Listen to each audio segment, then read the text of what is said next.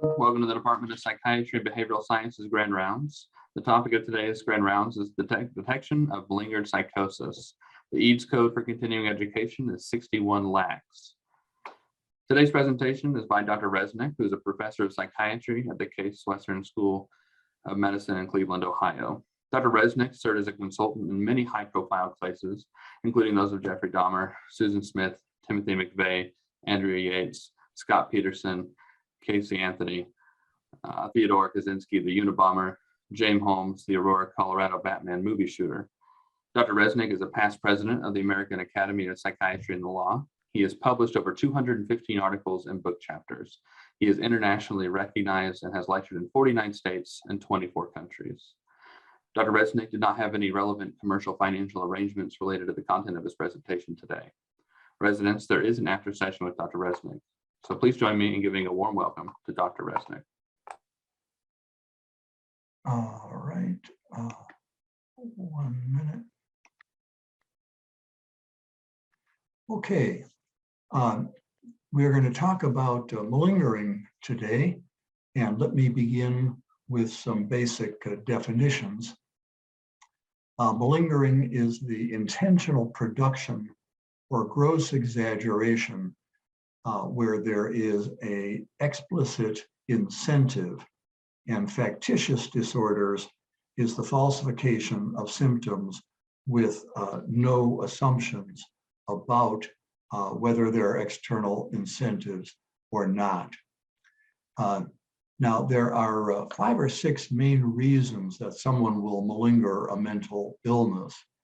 And the first is to avoid criminal prosecution, certainly faking to avoid the death penalty. And in the military is the only place that malingering is actually a crime. You can be charged with malingering, and that would include faking illness or like shooting yourself in the leg to get out of combat.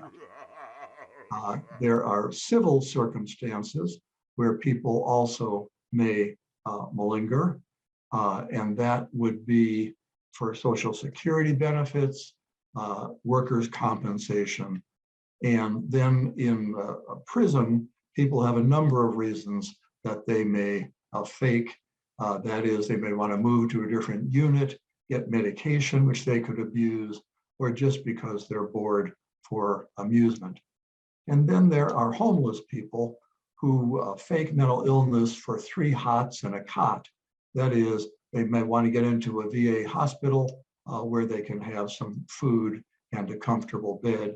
And finally, people also fake mental illness and physical illness for the purpose of getting drugs, which they use to abuse. Now, when you are treating people, you have your patient's best interest at heart. But when you're doing a psycholegal evaluation, such as for workers' comp or Social Security disability, in that circumstance, you are acting more like an umpire rather than a treating clinician. And in that sense, we cannot accept what people give you. You want to remain skeptical. And I like to think of skepticism as the chastity of the intellect, and it's shameful to surrender it too soon. So in that sense, you act as a detective and try and gather information from other sources and not simply accept what the person tells you. Now, let me turn, we're going to spend a little time about lying in general before we talk about malingering. And people have been searching for centuries about some surefire clue to lying. Adults tell an average of 1 lie per day. College students tell an average of 2 lies per day. That would mean residents are telling about 1.5 lies per day. And the types of lies differ. Men more often lie for the purpose of making themselves look better, and women more often lie for the purpose of not hurting someone's feelings, like how do you like my new hairdo, how you would respond to that kind of a question.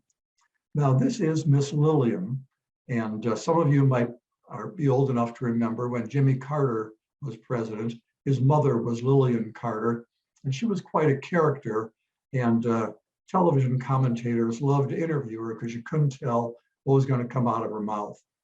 So one interviewer said,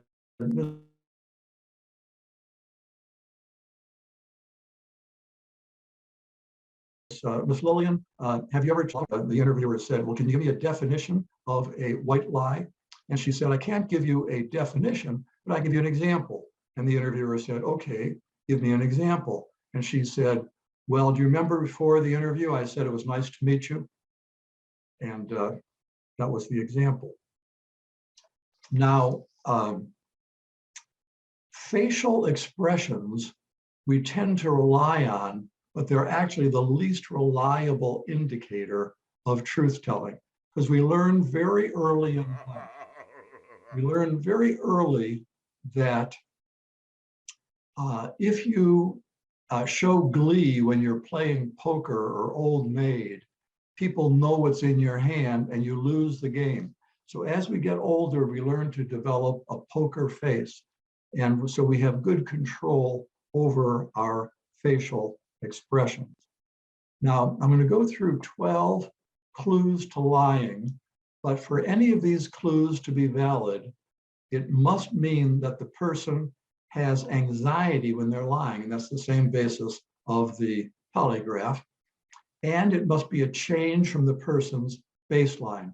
So if someone is always blinking, then if they blink during a lie, it's not a change from baseline. That would not be useful. And for that reason, a family member is better able to ascertain a lie than members of a jury, because they know the baseline better than a jury would. When people lie, they tend to speak in a higher pitch, are more hesitant, make more grammatical errors, and more slips of the tongue. They tend to make more irrelevant statements, but irrelevancy is a little tricky.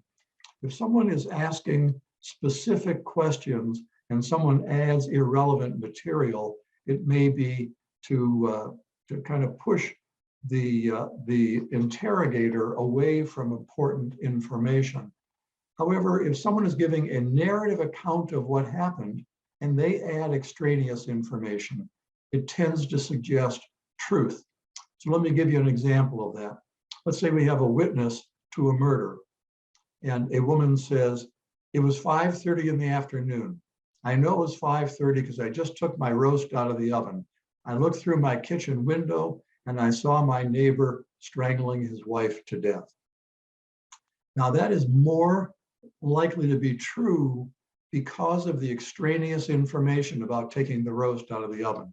Because when people make up a lie, they make up just enough information for the lie. They wouldn't put in extraneous information like that. But when people are telling a true tale, that is when they're more likely to insert information of that type. Now, when people lie, they may engage in more self-manipulating gestures, such as scratching themselves, and they may distance themselves from the listener by using more passive verbs and more hedging statements.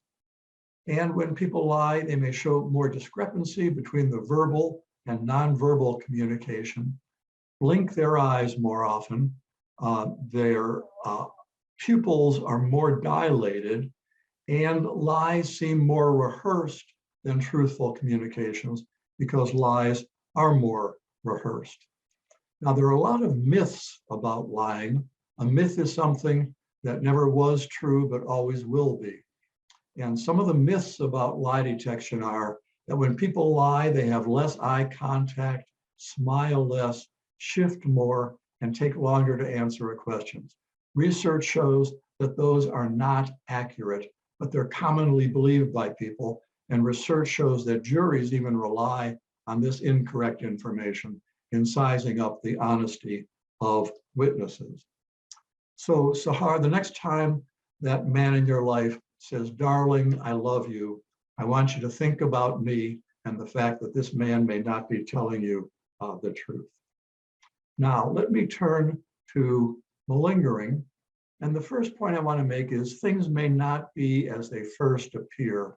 First, this looks like two turtles, but careful scrutiny shows that one is a dog with a turtle shell.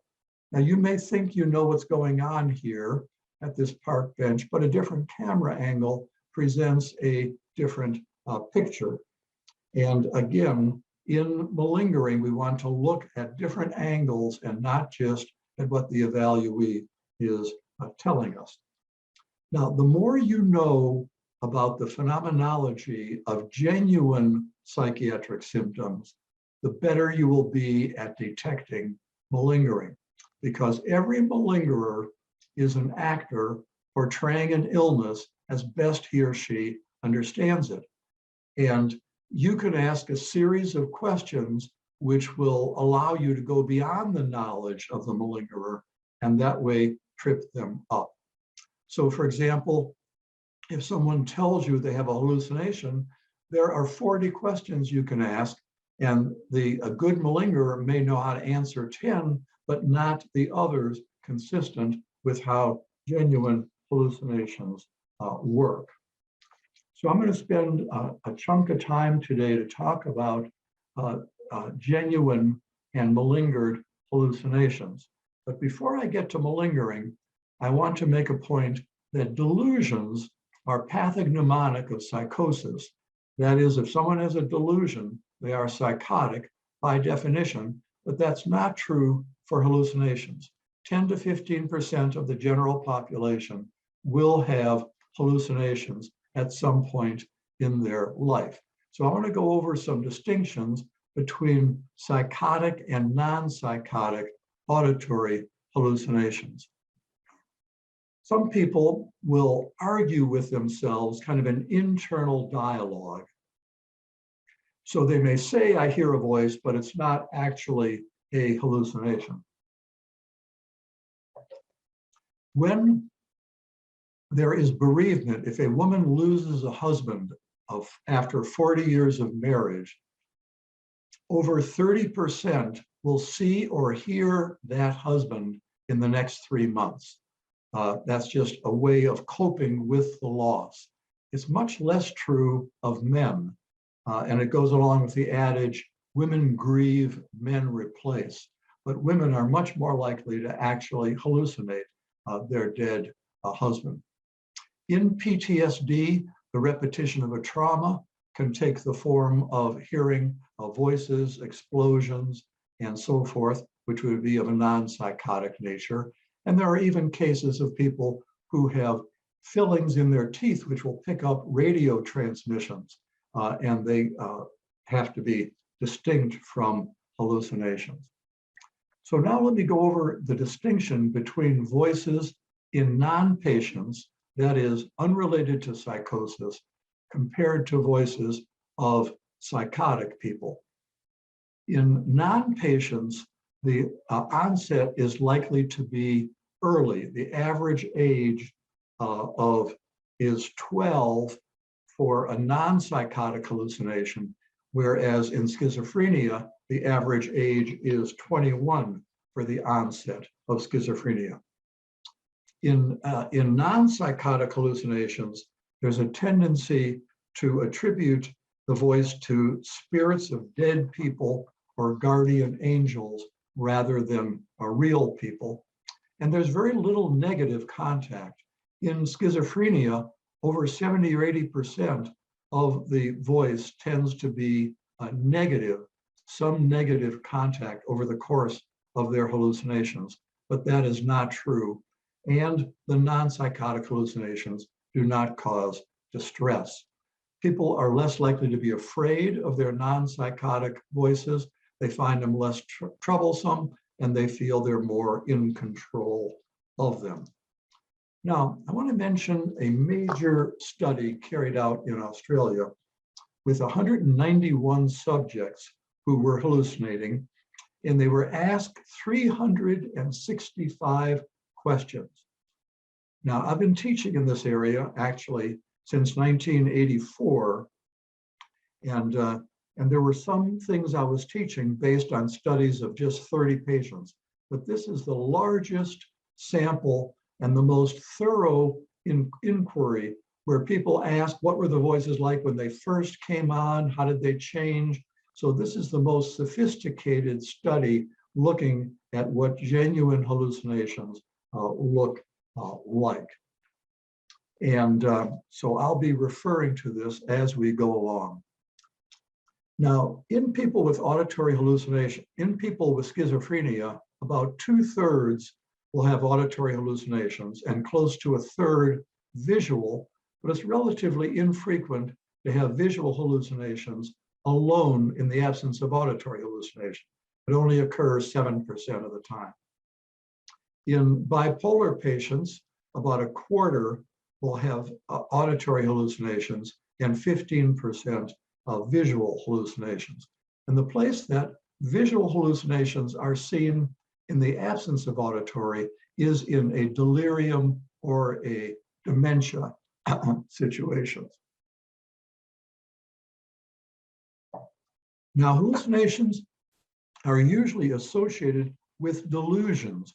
In some studies, people who hallucinate, 88% will have concurrent delusions. And they're often related to some psychic purpose. So, for example, a person who is depressed and down on themselves may think they're giving off a bad odor, would be an example of the psychic purpose. And people who do have, they smell, olfactory and gustatory hallucinations, 80% of the time, those are of unpleasant odors and unpleasant tastes. So if someone says, yes, I smell things, I smell roses, that would be much less typical. Now, let me turn to command hallucinations. This is certainly relevant when you're evaluating someone in the emergency room and they're saying, I have voices to kill myself, or I hear voices to kill someone else. So first of all, the most common command hallucination is actually to commit suicide. Commands to kill someone else are quite infrequent by comparison. And sometimes people, about 1/3 of the time, people will comply with a command hallucination, but many times they won't. The more dangerous the command, the less likely they are to obey it. And sometimes people will try and satisfy their command voice. So if someone says, I want you to kill your mother, they might just chew out their mother and insult her. It's like partially following the command, but not going against their moral integrity by actually killing someone. Now, the next question is, what factors cause someone to be more likely to obey a command versus not obey? And the number one factor I have listed as number 3 here, and that is if there is a concurrent delusional belief. So if I told Sahar to kill her mother, her moral fiber would cause her to hesitate.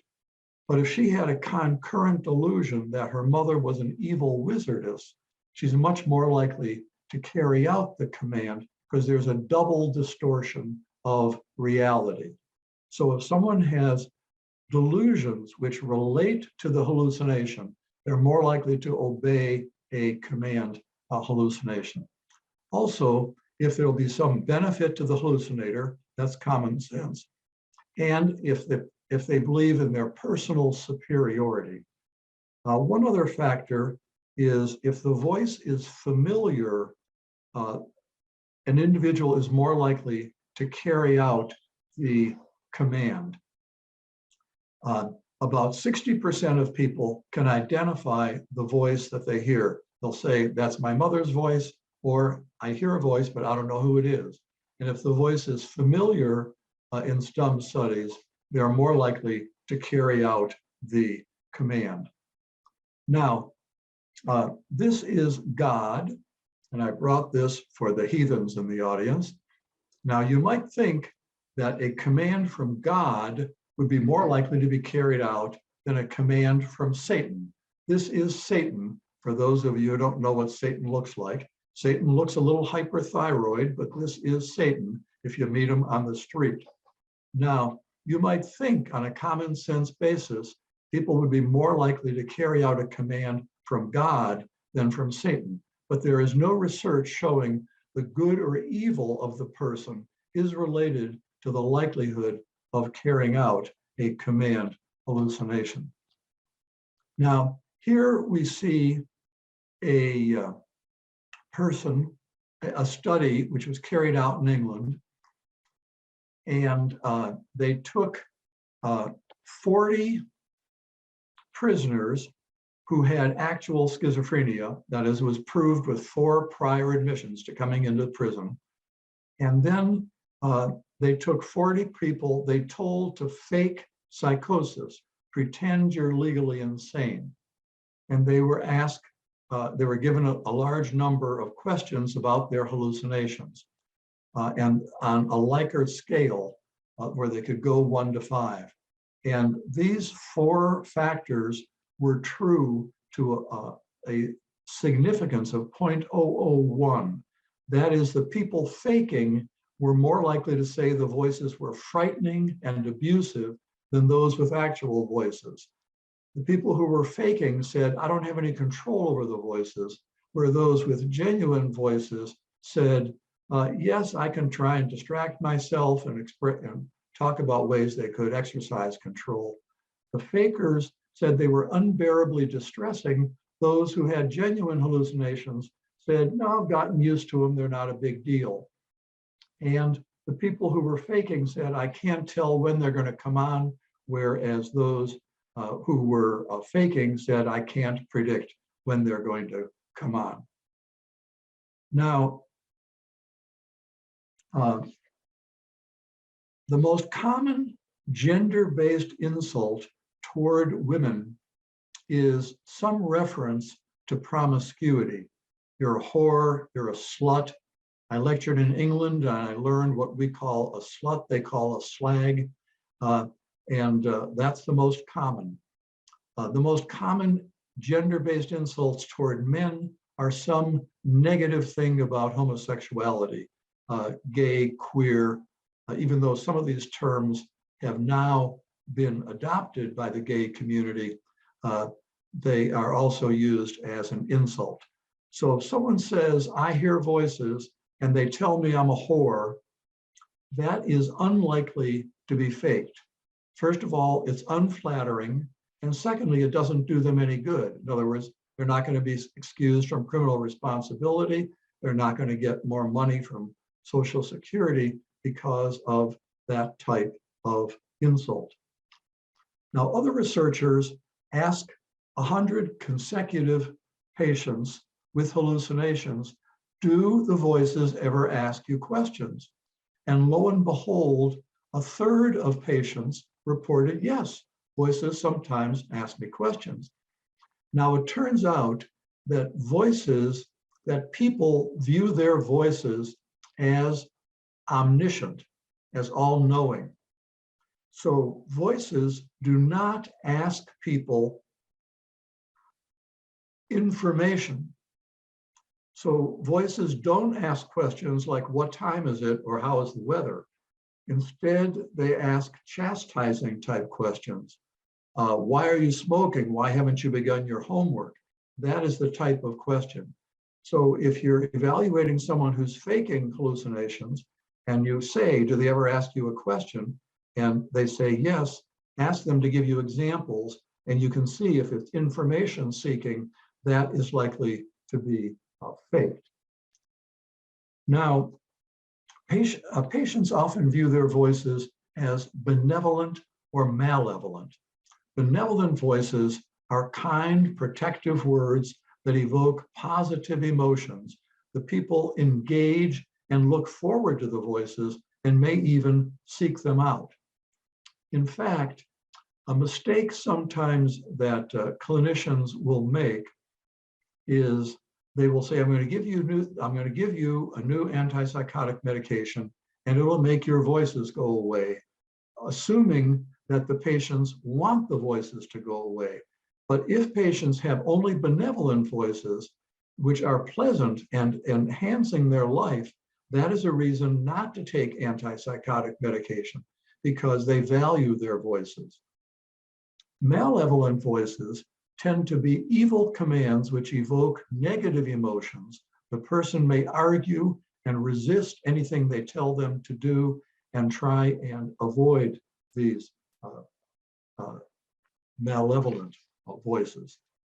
Now, when people with genuine voices are asked what they do to reduce the voices, the most common answers are seeking out other people to talk with, taking extra antipsychotics, humming, using an iPod or iPhone in their ears with music, telling the voices to go away, going to sleep, and for unwanted command hallucinations, the single most frequent strategy is praying that these command hallucinations will go away.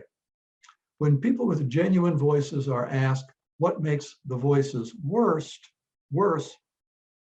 the most common answers are anxiety, being alone, watching TV or listening to the radio. And especially news programs, voices are more likely to comment on than they would a drama or a musical performance. Now, so let's now go over some suspect auditory hallucinations. If someone says they have malevolent voices, but they say they have developed no strategies to diminish the voices, that would be suspect.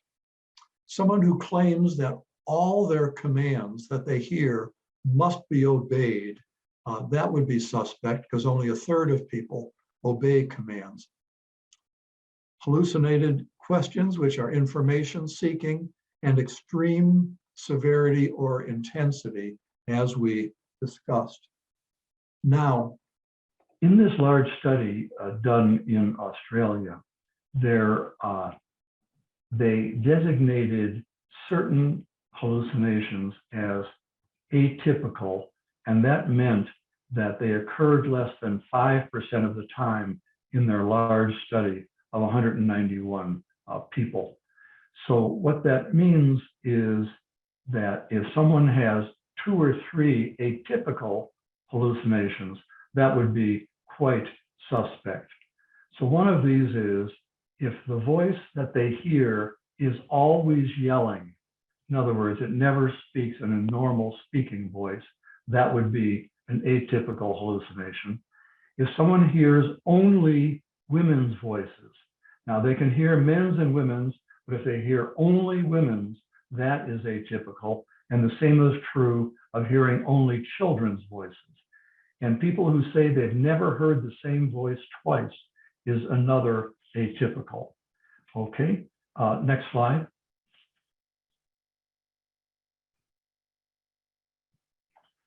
Someone who reports that they hear voices of animals or that they sound robotic. Next slide.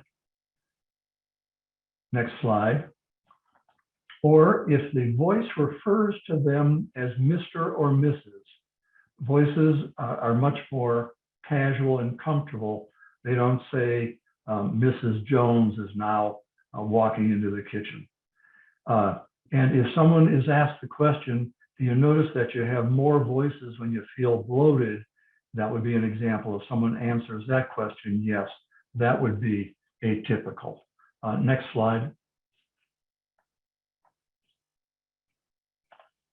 If someone reports that all the voices were vague and mumbling, in other words, sometimes as voices begin, they'll be vague, but during the course after the first year, if they stay vague and mumbling, that would be atypical.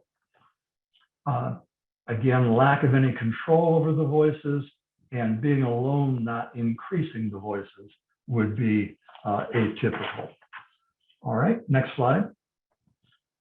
Now, let me give you some clues to malingered psychosis, which go beyond just hallucinations. Next slide. As I told you, every malingerer is an actor portraying a part as best he understands it. And a most common error that malingerers make is to overplay their hand. They act crazier than crazy people do. Next slide.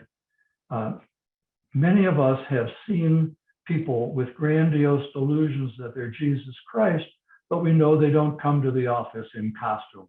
So that would be an example of overplaying their hands. Next slide. Malingerers are often eager to call attention to their illness, whereas people with genuine schizophrenia, you might have to work to really be able to elicit what they have to say. Now, next slide.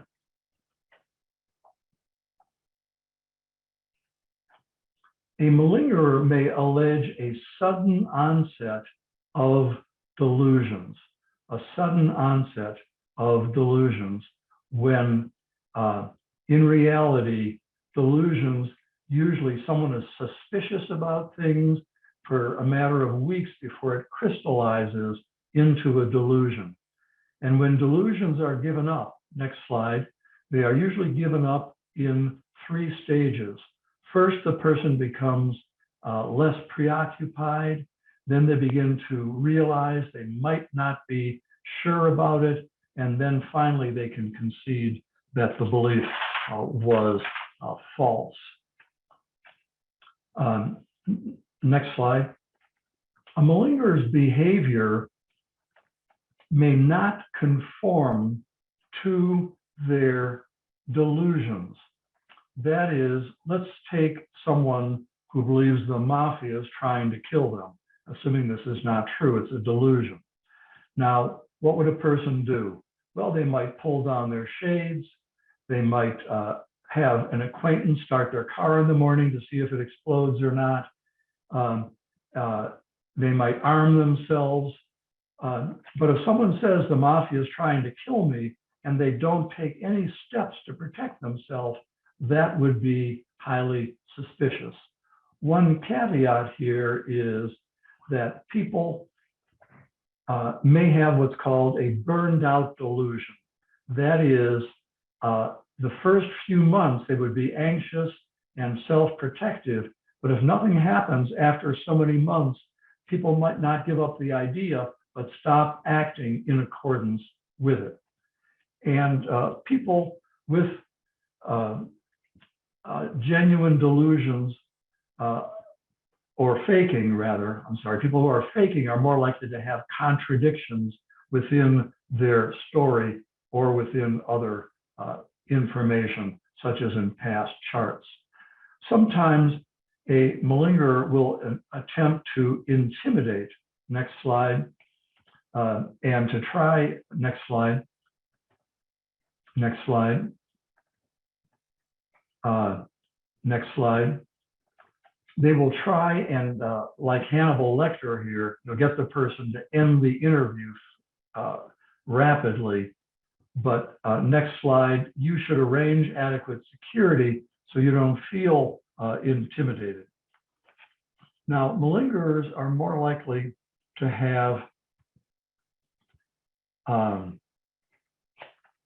they may repeat questions. They may repeat questions. Other things that malingerers are more likely to do now is be evasive in their answers. And there's one study that showed when malingerers were, when people were instructed to malinger, none of them chose perseveration as a symptom. Of course, in people who are demented is where you see perseveration, but that was not a choice of malingerers. And the other thing that people who may be faking schizophrenia, they tend to go for the gusto. And so they'll fake hallucinations and delusions, but they will not make any attempt to show the negative symptoms of schizophrenia, and because they just don't know the negative symptoms of schizophrenia. Another thing that people who are malingering will tend to do is that they may think that they should not know the answers to questions. So if they're asked certain questions, how much is 6 and 6, they may give an approximate answer of 13.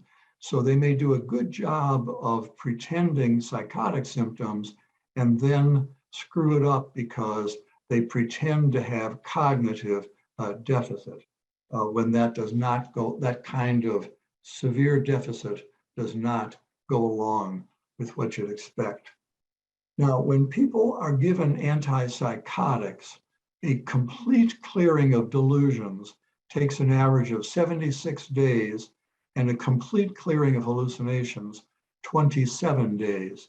So if someone is in jail and they're given two antipsychotic pills, and they say, now my voices are all gone, that suggests they were faking, because that's just not how genuine hallucinations and delusions clear.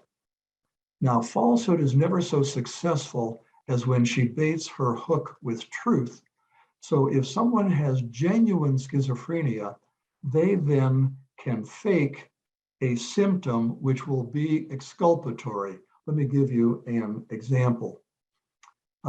Let's say we have a person who is a 25-year-old single man living with the parents.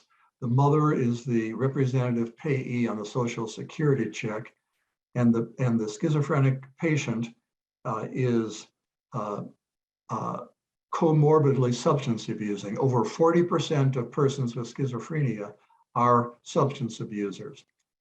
So the son says to the mother, give me $100 out of my check. And mother says, no, I gave you $100 2 days ago. You blew it on cocaine. I'm not going to give you a penny today. The son gets angry. They have words. He kills his mother after a loud argument. The neighbor heard the argument, called the police. The police are on their way, and he thinks this isn't going to look so good killing my mother out for drug money.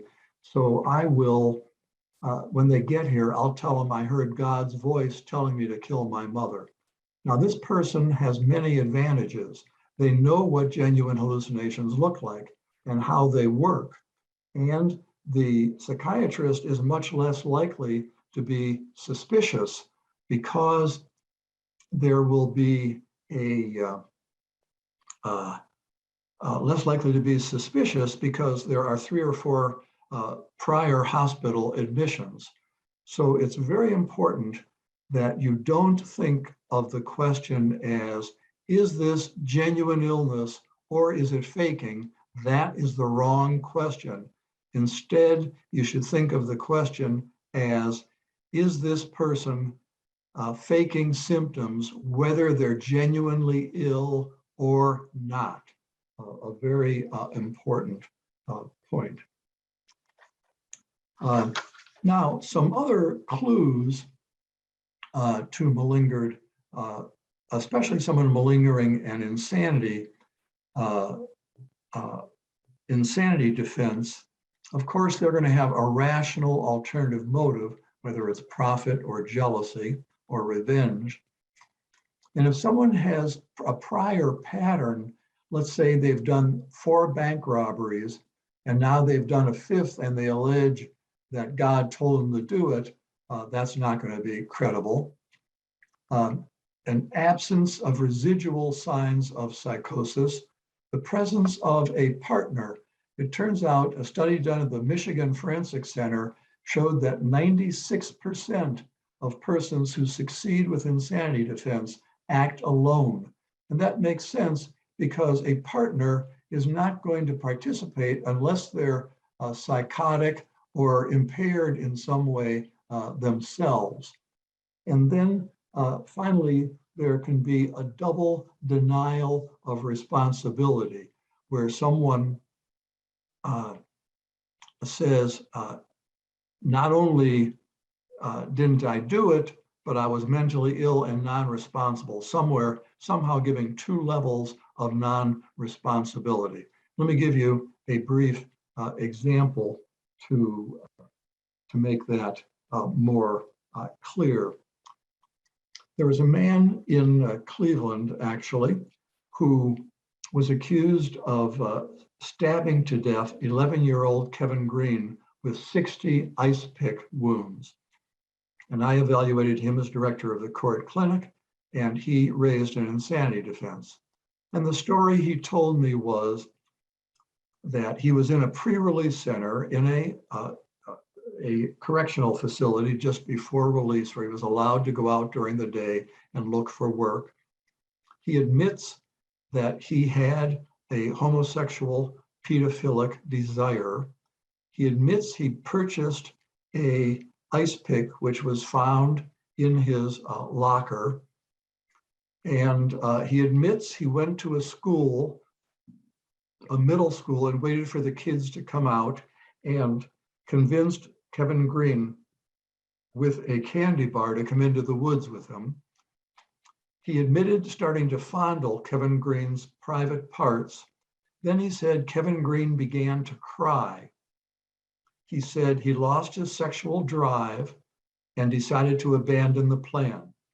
Then he said 10 faces in the bushes shouted out, "Kill him, kill him, kill him." At that point, he said he took the ice pick and started stabbing wildly at the faces in the bushes. And the next thing he knew, Kevin Green's body was covered with blood.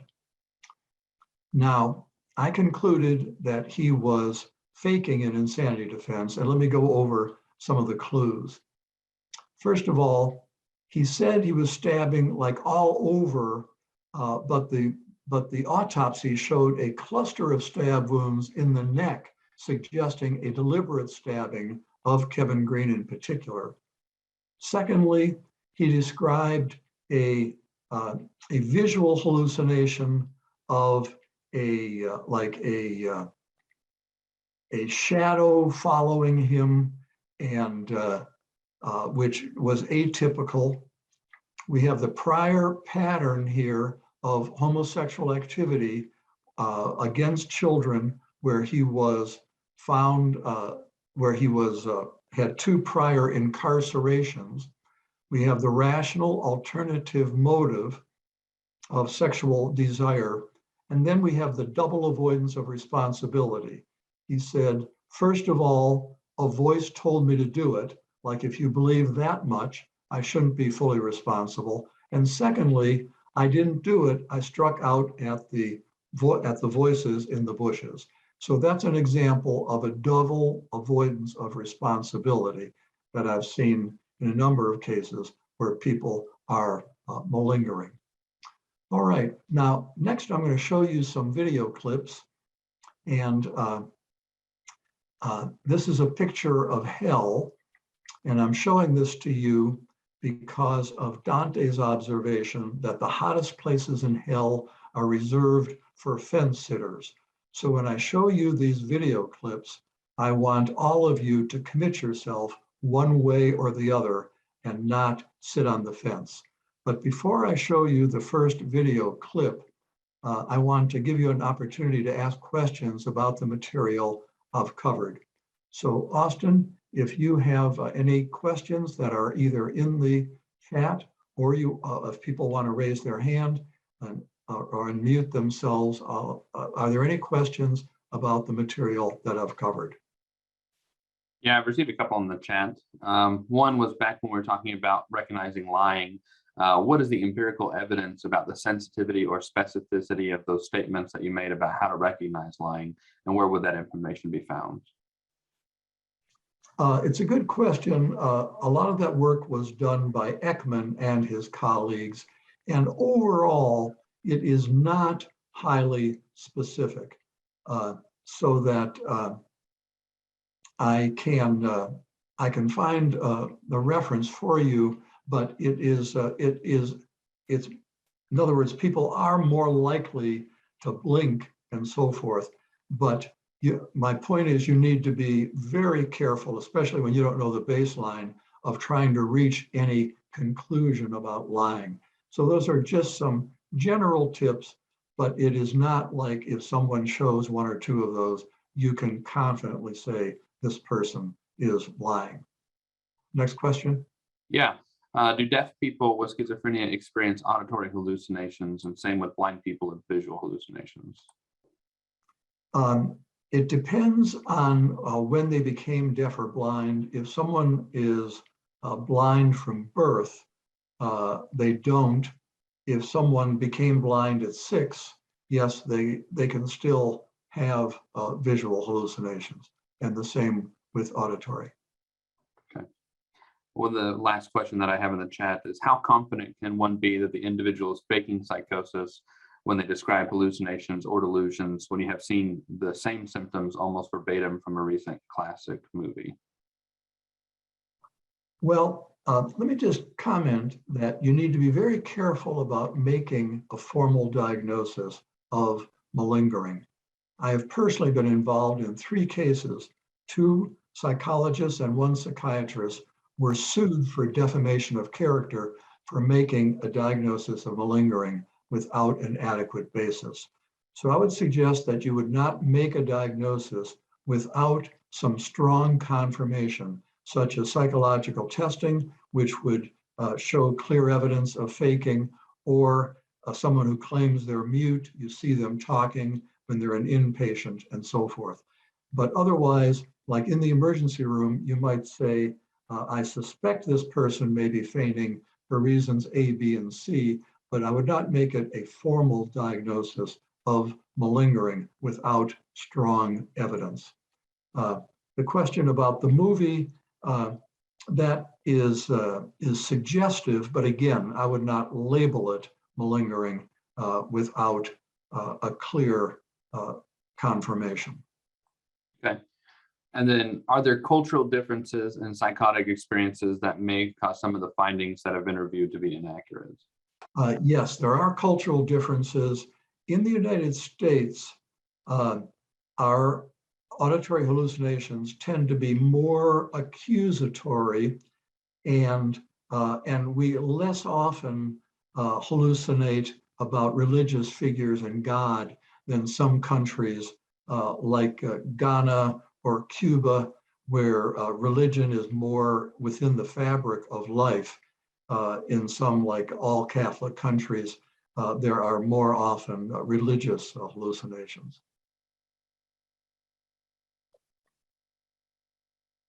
Anything else? Not so far. Okay, great. If you have additional questions, we will try and get to them. All right. Before I show you the first video clip, I want to remind you about the distinction between an illusion and a hallucination. An illusion is a misperception of a real external stimulus. So if someone is having DTs, they may misinterpret shadows in the drapes as a wild animal about to attack them. That would be an illusion because they're misperceiving a genuine stimulus. A hallucination is a perception made out of whole cloth. In other words, there is no external stimulation which is being misperceived. Now, in the video clips I'm going to show you, the question is whether the person is faking hallucinations. I'm not asking about illusions. All right, the first clip is a woman who killed her mother and her 9-year-old daughter, Wendy, and her 6-year-old son, Paul. And so she's charged with these 3 homicides. And the question for you is not whether she's insane. not whether she is mentally ill, but whether the hallucinations she describes are real or fake.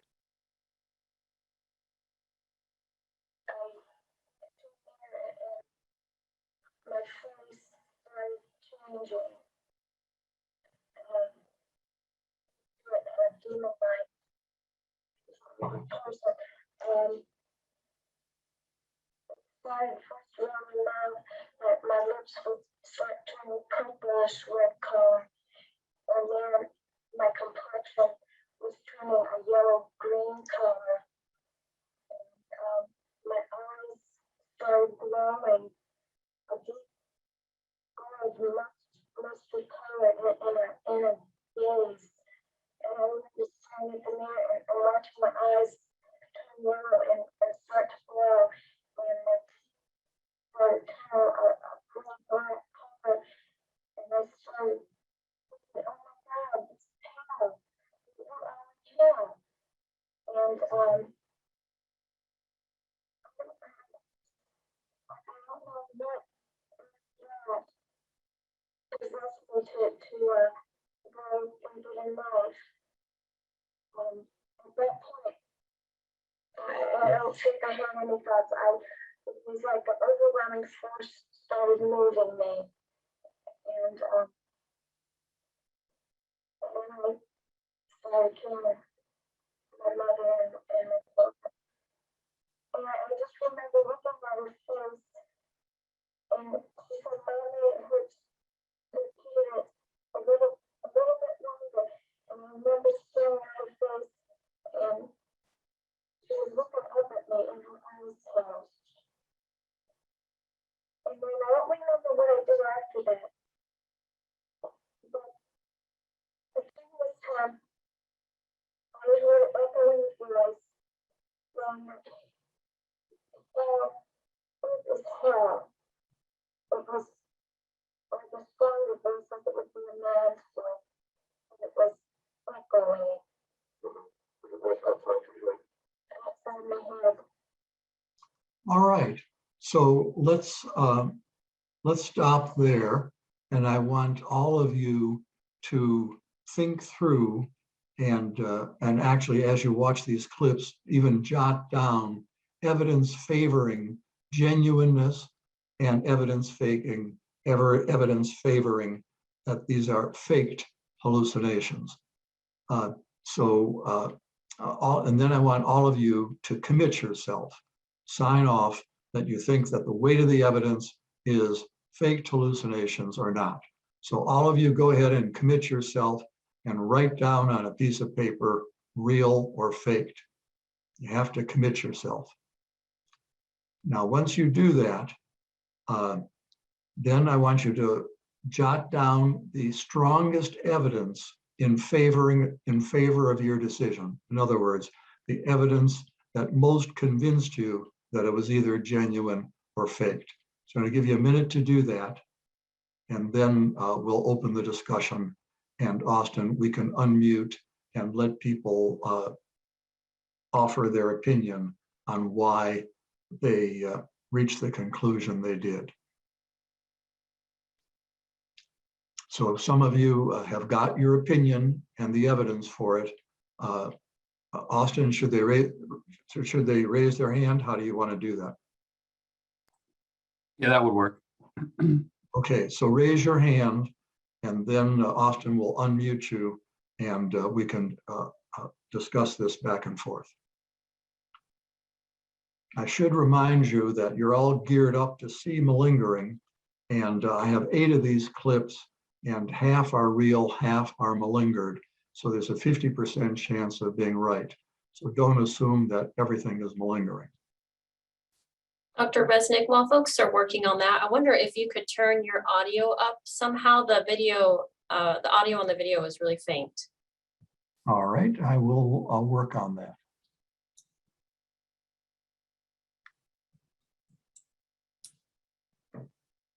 It worked fine when we did practice, so I don't know. All right.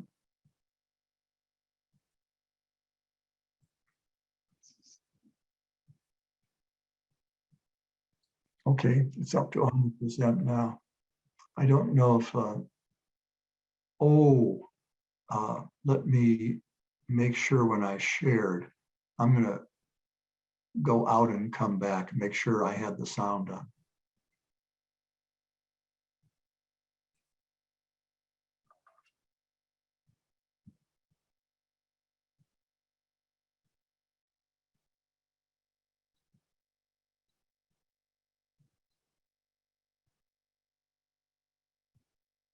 I think that's it.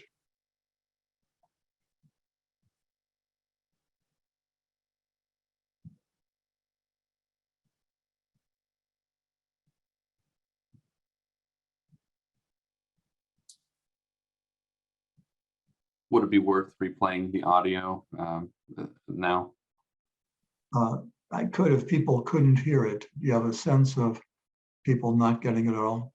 Yeah, I have a couple messages saying they weren't able to make out a lot of the detail of the audio. I will replay it. Thank you.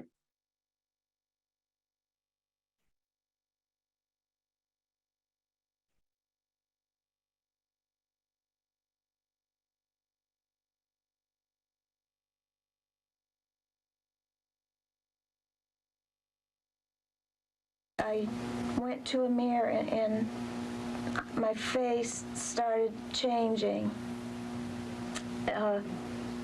into a demon-like Could you describe that? person. It started first around my mouth. My lips would start turning purplish red color, and then my complexion was turning a yellow-green color, and my eyes started glowing a deep gold mustard color in a gaze. And I remember staring at the mirror and watching my eyes turn yellow and start to glow, and my teeth started turning a gray-black color, and I started thinking, oh my God, this is hell. We're all in hell. And I don't know what after that possessed me to go and get a knife. At that point, I don't think I had any thoughts. It was like an overwhelming force started moving me, and then I started killing my mother and my children. And I just remember looking at her face, and she said, "Mommy, it hurts." Repeated it a little bit longer, and I remember staring at her face, and she was looking up at me and her eyes closed. And then I don't remember what I did after that, but during this time I had heard an echoing voice saying that hell, earth is hell. It was like a stronger voice, like it would be a man's voice, but it was echoing. Mm-hmm. Like a voice outside your head? Outside my head. All right. So go ahead and jot down now your opinion and why you think it is, what your evidence was. And as soon as someone has that, just raise your hand within the chat and we'll unmute you.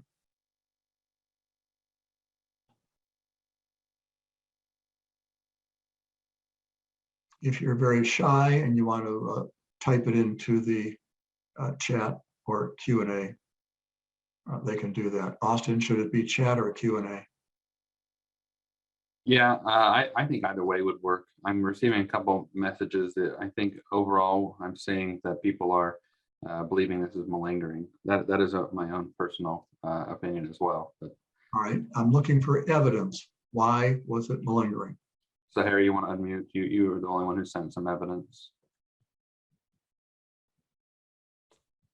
Yeah, sure. So she describes a lot of visual hallucinations. Visual Well, what? visual hallucinations, but I guess some of them may have been illusions because she's talking about her face changing, but a lot of it is visual overall. And then kind of just a vague, vague reasons for doing so, and a force pushed her. And then only after the fact describes a voice saying things and nothing command in nature. So those were some of my thoughts. Okay, you raised some good points. First of all, since she was looking in the mirror, those would all be illusions rather than hallucinations. She's seeing the stimulus of her face change. And so the only hallucination would be the voice that, that said, "This is hell." That would actually be the hallucination. But most people respond very much to those visual illusions, and they sound phony, like they're out of the movie The Exorcist.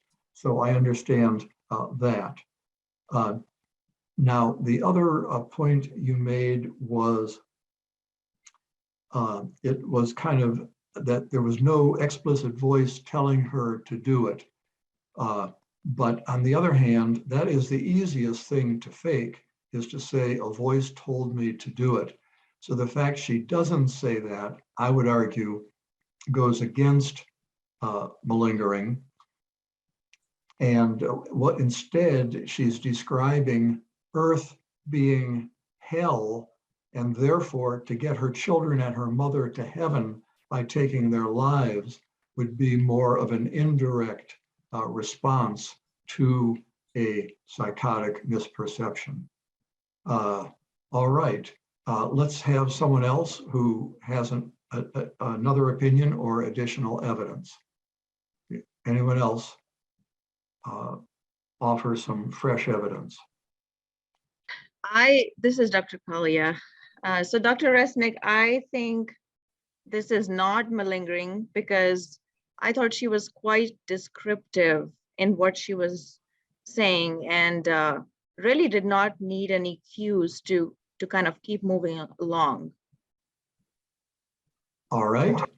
Now, this was over a year after the crime, and it's not the first time she told the story. But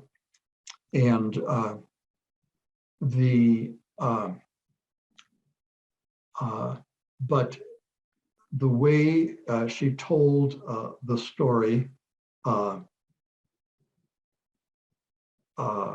all right, so that's evidence of genuineness. Who else has got evidence? I also thought her affect was kind of flat when she told the story, which you could interpret either way. You could argue that this could be a negative symptom of schizophrenia, or you could argue the other way in terms of malingering. She's not trying to give away anything suggestive of malingering to the. Right. So excellent. I want to emphasize that point. And start to glow. This gets at the issue of the confirmation bias. And that is, we have a tendency to pay more attention to evidence that supports what you already believe. So the first thing we hear are these visual illusions which sound phony. And then when we have ambiguous evidence, it's tempting to take that and support what you already believe. And I just want to spell out a little further what you said. This could be flat affect of schizophrenia, and that would support genuineness. And it could be she's such a hard-hearted, antisocial person that she can describe killing her family without much feeling. So those are the two sides of it. And there's actually a story I want to tell you. There was a person who was known as a town schlemiel. A schlemiel is a person who's inept and always seems to do the wrong thing. And one day the schlemiel was having dinner at home, and he buttered some bread at dinner, and the bread fell on the floor butter side up. Now, this is not what you'd expect to happen to Schlemiel. So the local people go to a rabbi and they say, Rabbi, what is this man? They tell the story and they say, is he really a Schlemiel or not? And the rabbi thinks about it and he says, the Schlemiel buttered the wrong side of the bread. Now, I like that story because it's a good example of confirmation bias. If you have a certain attitude, you can then interpret ambiguous evidence in favor of your prior belief. I'm going to move ahead and tell you that the answer is this was a genuinely psychotic woman. And some of the other evidence is the nature of the crime.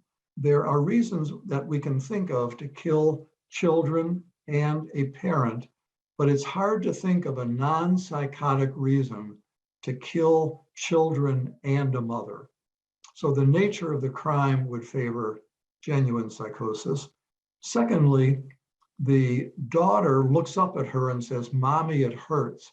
Now, if she's trying to present herself in a favorable light, she's not likely to give this a poignant detail, which makes her look like an uncaring monster. The third issue is she includes this echo of this detail of echoing. In other words, to make her point, she could just say, I heard the voice, but adding that extraneous detail of echoing increases the likelihood of it being true. And the affect we've already discussed could go either way. So this woman, it turns out, she was my patient for a number of years. And after she got out of the hospital, after being found legally insane, and had further episodes of psychosis. Let me show you the next clip now. And this is a man in his 20s, and he is charged with aggravated murder and armed robbery. He was sent to a maximum security hospital in Lima, Ohio, and found incompetent to stand trial. And then he was brought back, and I evaluated him on the issue of whether he was legally insane. So as you watch this, again, keep in mind, not whether he was insane, but whether the hallucinations he describes are real or faked. Now, tell me, have you had hallucinations or heard voices? Yes. Okay. Tell about that. When did it begin? Well, it really began when I was about the age of 19. Mm-hmm. And I didn't really know what was happening to me at this time, but I went to my mother and explained her that I was hearing things. And she thought that I was just playing or, telling her another story. So me and my mother didn't get along that well, Mm-hmm. and What were the voices like? What kind of things were you hearing?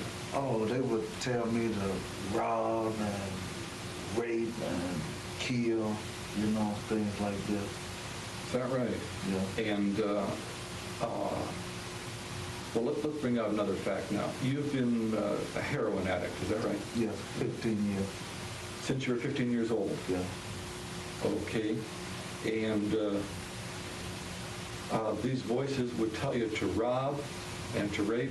Yeah. And when you heard these voices, how did you respond to them? Could you ignore them, or did you feel like you had to carry out what their orders? I had to carry them on because they would be screaming at me, and I couldn't resist them. I see. So you mean like, even though they tell you to do terrible crimes, you just go ahead and do it? Yeah. I see. All right. Well, now, let's just give me an example of a robbery. What kind of robbery would you, who would you rob? I would mostly rob supermarkets and things with money in it. Small grocery or like a big supermarket? Big supermarket. You would? Yeah. Okay. Would you like go for the safe or just the cash register? Go for the safe, cash register, all of it. I see. And about how many robberies would you commit in a day or a week? I had 6 or 7 In a day or a week? in a day. Is that right? That many robberies? All right. And you used up your money for heroin, is that right? Yeah. Primarily? Okay. All right, go ahead and commit yourself, faked or real, and think about why. And I'm going to let him tell you the answer.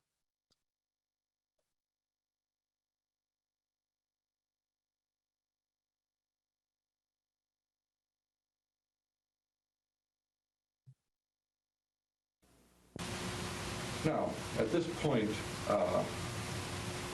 let me mention that you and I have had a much longer interview privately. And after you told me this, I suggested to you that it was very unusual for voices to operate like that. And then you admitted to me that actually some of this was made up. And I'd like to share that with the viewing audience. Tell me how you first got the idea of, first of all, have you actually heard voices? Yes, I actually heard voices. And what was the content of the voices? Voices was mainly religious and demons and, you know, things like this. It wasn't really so much as the robberies or the rapes or nothing like that. You know, I picked up this after I was down in Lima for a year. And after talking with some of the patients down there, they figured that this was the best way for me to beat this case. Telling you that I was hearing voices, and the voices made me do this. Okay, so that you're down at Lima as incompetent because you truly did hear voices, and it was appropriate that you go down there initially. And then word among the other patients was that this would be a chance to beat the murder rap. Yeah. Okay, I think that's really the main issues when, in terms of being coached on how to tell a good story where you could be found insane. What were you told to say? I was told to say that I was hearing voices and having hallucinations and things like this. Mm-hmm. Which is the kind of thing that you told me. Yeah. About all the various crimes. Okay, but now, in reality, you were involved in a number of robberies because you were supporting a heroin habit. Is that right? No, I was in a couple of robberies, but not many as I explained to you. I see. You really kind of overstated that. Yeah. To look even sicker. Yeah. Like it was going on all the time. Yeah. I mean, so you weren't doing 5 or 6 robberies a day? No. All right. So we just have another 5 minutes. And so I think we'll just answer questions about that last clip or take additional questions as we wrap up.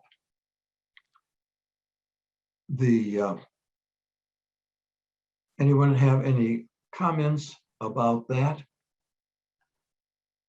Yeah, in that clip, it seemed like he kind of was ready to tell the truth when he was confronted with some of the evidence. How often do you see that maybe people try and continue to hold on and sell, or versus kind of describe the actual situation? That's right. And I think there are a couple things that are important. When you confront someone that you suspect of malingering, you want to allow them to save face and do it in a way. So like I might have said, look, I've seen a lot of people with hallucinations, and there's something that isn't right. You know, is there something else you can tell me about this? And that's when he was willing to admit he made it up, so that otherwise people can get their back up. And the majority of people confronted, in my experience, will not admit it. They just cling to it. But maybe 10 or 15% will admit that they made it up at that time. Additional questions? Yeah, I had one in the chat. Do you ever use psychological testing such as the MMPI to help determine whether an individual is malingering? Now, I, as a psychiatrist, don't personally administer psychological tests.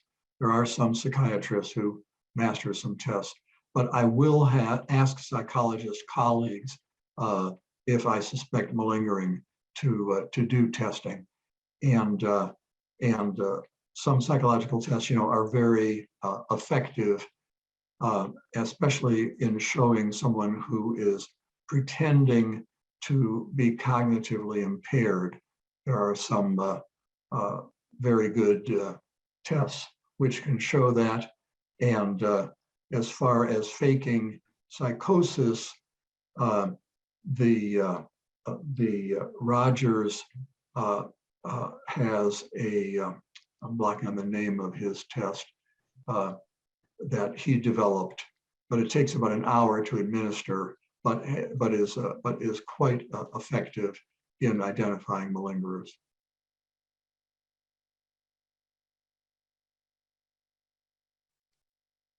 Additional questions? I had a question, but it doesn't relate to the vignette we just saw. Okay, that's fine. I'm a community mental health practitioner here, and I have found that over the last, I would say, 5 years or so, we have had a lot more patients come into the community mental health center from prison and getting mental health treatment as part of their probation or parole. And I have found it difficult to have this. It's bringing in a big forensic, I think, population, and it's very difficult to tell a lot of times that they violate their parole or probation.